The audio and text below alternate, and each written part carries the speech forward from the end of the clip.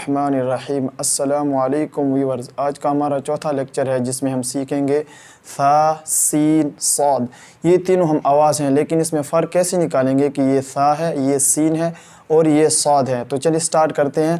पहले हम इनका मखरज मालूम करेंगे। पहले तो हम इनका मखरज मालूम करेंगे कि ये कहाँ से निकलते हैं। तो पहला हर्फ हम सीखते हैं सा, ठीक है। सा का मखरज है ज़बान का सिरा और ऊपर के दांतों के अंदरूनी किनारे से। यानी जब आप ज़बान के सिरे को ऊपर के दांतों के अंदरूनी किनारे से लगाएंगे तब जाके ये सा निकलेगा। सा देखें, सा। जैसे आप ज़बान के सिरे को ऊपर के दांतों के अंदरूनी किनारे से लगाएंगे तब जाके ये फिर सा निकलेगा। इसमें सीटी की आवाज़ बिल्कुल नहीं आएगी। सा यानी जब सा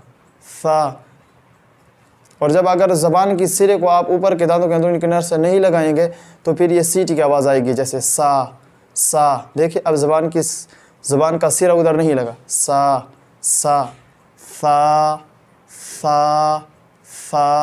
और उसके बाद है सीन और सौद। ये दोनों हम आवाज़ हैं। तो सीन को बारीक करेंगे और सीटी देंगे। सीन को बारीक करेंगे और सीटी देंगे, इसमें सीटी की आवाज़ आएगी।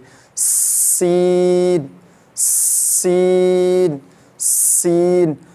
सा को नरमी देंगे, सा और सीन को सीटी देंगे, सीन।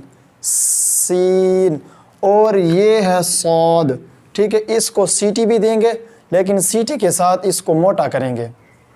सौद। सा, सीन, सौद। अगर आपने सा की जगह सीन पढ़ा और सीन की जगह सा पढ़ा तो फिर इसका माना तब्दील हो जाएगा। देखें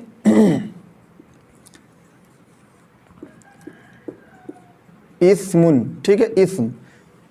देखें सा के साथ अगर हम इस्म लिख दें तो इसका मानी है गुनाह। तो इसका मानी क्या है? गुनाह।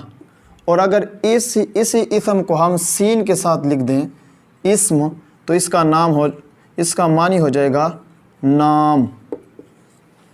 देखें हम अगर सा के साथ इस्म लिखते हैं तो इसका मानी है गुनाह, और अगर सा की जगह हम सीन से इस्म लिख देंगे तो इसका नाम मानी हो जाएगा नाम।